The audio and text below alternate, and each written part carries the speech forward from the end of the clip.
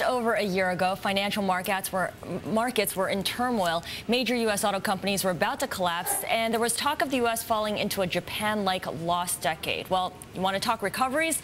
The S&P 500 is more than 75% off of its low. Corporate bonds have been rallying, commodity prices are rising, and house prices appear to be stabilizing. The cover story of this week's Bloomberg Businessweek takes a closer look at this recovery and whether it's a result of a new economic philosophy, Obamanomics.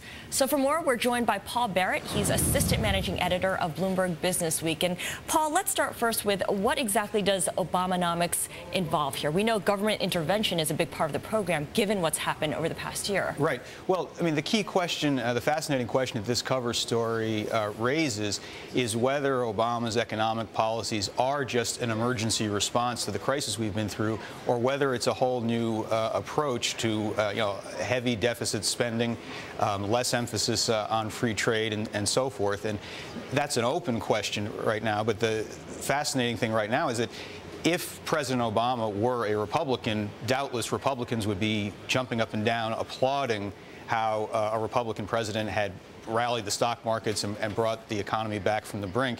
But for interesting political reasons, neither party really wants to emphasize that we're out of the woods yet. Why is that? Well, Republicans don't want to give Obama credit for anything, period, end of story. And the White House is still concerned about the potential need for a further stimulus. And if they announce that everything's fine, that makes it a lot more difficult to argue for another huge round of spending. So they need to be cautious in how they frame this.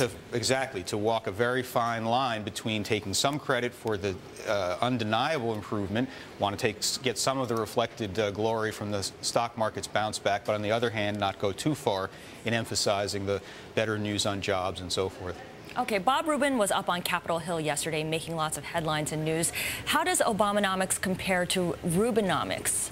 Well, there was much more emphasis in the 1990s on trying to reduce deficits, on opening and expanding free trade, and what you see now is really the reverse of that, the notion that you spend as much as you need to bring the economy out of crisis without a lot of attention to deficit levels. So you really do have a pretty stark reversal.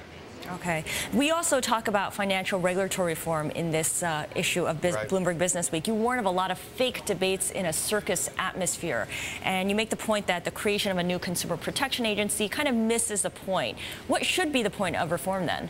Well, this is actually a piece that I wrote, and the point of the article is that we're going to have a lot of argument about whether it makes a lot of difference to have a new consumer protection agency within the Fed or outside the Fed, when the real question there, in our view, is whether you put aggressive and strong regulators into these jobs.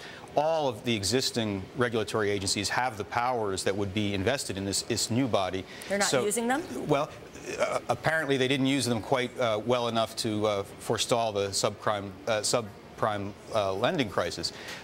And the thing that's really missing from the debate right now is the need to raise capital and liquidity requirements. The legislation would authorize regulators to act more aggressively in that regard, but it doesn't set any new levels and really has pushed that issue to the side. Right. There is talk about standards, but that's not enough? Well, there's talk about standards without any specifics. It's always fine to talk in general about guidelines. If you don't talk more specifically, you sort of kick that can down the road. Yeah, definitely. All right. Thank you so much for your thoughts. We've been speaking with Paul Barrett. He's assisting managing editor of Bloomberg Businessweek right here in our newsroom.